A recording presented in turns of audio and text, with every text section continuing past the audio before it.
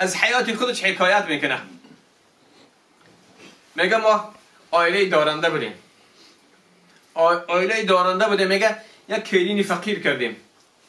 ببینید که شریعت اسلام همین رو به ما و شما دلالت میکنه. میگه جوان باید کوفی خود بگیره، یکی مناسبی خود بگیره. دختر و پسر هر دو مناسب باشند، همه جهت، از جهت علم، دارایی، آداب، دین، همه چی باید که بین هر دو برابر باشه، تا که کسی دیگر رو ظلم نکنه و طعنه نکنه، یکی دیگر رو طعنه نکنه.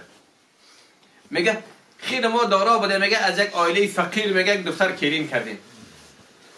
او که فقیر بود میگه خیلی دختر زیبا بود. میگه یک دختری خیلی زیبا بود، بسیار حسن و جمال خوب داشت.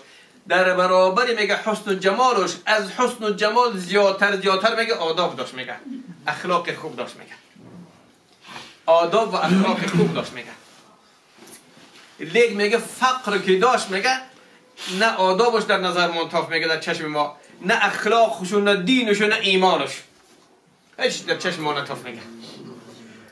میگه وقتی که آمد من میگه پسر دایم علاقه میموندم. میگه ظلم میکردیم، چنان ظلم کردیم. میگه پسر علاهده میزد.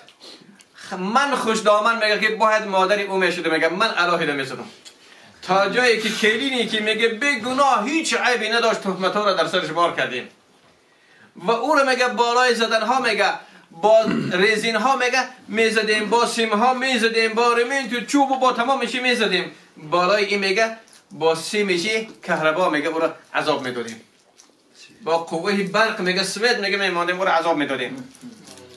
میگه از شدت ظلم ما میگه همین کلینی مسکینی بیچاره ما میگه چشماش نابینا شد.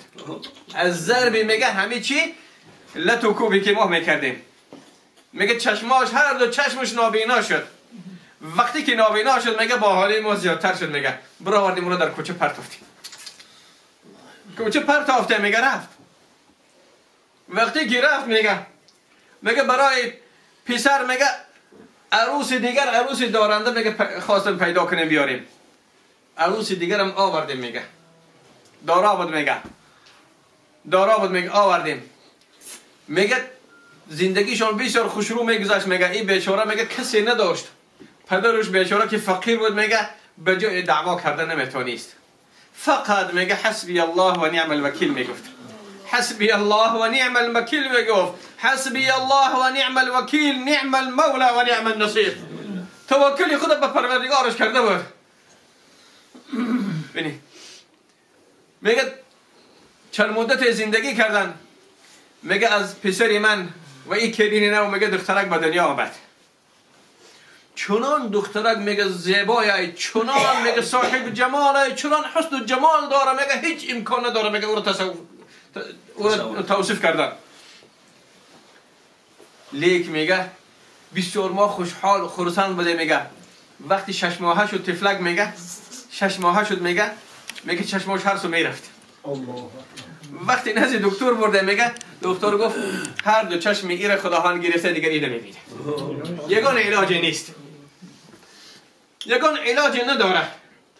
میگه این دخترک این قطر که او را دوست داشته میگه با جگر خون بودیم، جگرامون پاره میشد، ریش میشد. میگه به خاطر این دخترک حسن و جمالش میگه از تصور زیادتر بود. از تصور زیادتر بود. میگه بسیار جگرها ریش بود. تمام پروفسورای عالم دا میگه مراجعه کنیم مثلا امکان نداره، نمیشه. میگه از خداوند گفتیم خدایا که دختر دادی به این خیلی حسن و جمال و چشماش گرفتی خدایا، یک دختره که دیگر بوده که خانمان بسیار خوشحال و خوشبختی بیاره. میگه پروردگار دختری دیگر داد. این هم میگه بعد از 6 ماه دکتر گفت چشماش نمیبینه، چشماش نمیبینه، هیچ امکان دیگر نداره که اینم ببینه. میگه در حال میگه کلید اول پیش رو آورد. پروردگار میگه چنان کرد که میگه که چی؟ میگه کلینی نو میگه از عصبانیت، از ضیقی، میگه از ضیقی خود میگه از عقل بیگانه شد و میگه از عالم گذشت. پسرو میگه چی شد؟ همین حالت گرفتار شد. میگه اینم از عالم گذشت. ببینید میگه همه در خانه همین خیلی مانده بودیم. ندانستم چی کار کنم. میگه کلین اول پیش رو آوردم که این همه نتیجه ظلم ماه. کلین بیچاره مسکینه هیچ گناهی نداره، این گناه ماه. میگه رفتم نزد کلین، میگه نزد کلین سری زانو نشستم، دست و پای و پیشانی کلین بوسیدم، از او عذر خواستم. کلین جان ما را ببخش، بیا به خانه برگردیم. میگه صدای مرا شناخت. وقتی که عذر خواهی مرا میشنید میگه خیلی خرسند شد، خوشحال شد. میگه گفت مادر اشکالی نداره، من شما را بخشیدم، من شما را بخشیدم. از دستش گرفتم. میگه خانه آوردم. گفت نمیتونم رفتم، نمیتونم. گفتم نه، تو باید که خانه من بیایی، تو باید خانه من بیایی که من جزای خدا گرفتم، من جزا ما گرفتم تا که خداوند مرا ببخشه، در آخرت مرا عذاب نکنه. بیا که خانه. تو پدری فقیر داری، پدری تو بجای دعوا کردن تو رو کی خدمت میکنه؟ خانه آوردم. میگه از در خانه داخل کردم. میگه دیگر من خادمه او بودم. میگه او خادمه من نه، بلکه من خادمه او. میگه او رو خدمت میکردم. وقتی میگه که ما با او کلین میگه دوستی و محبت دوباره که جوش زد، میگه و پیدا شد. میگه که کلین مرا بخشید و من پشیمانی نزد خداوند میگه توبه و ندامت و پشیمانی کردم. میگه الله عزوجل هر دو دختره که نوزاد ما را میگه نوری چشماشون برگردانید و این کلین هم میگه نوری چشمش برگشت.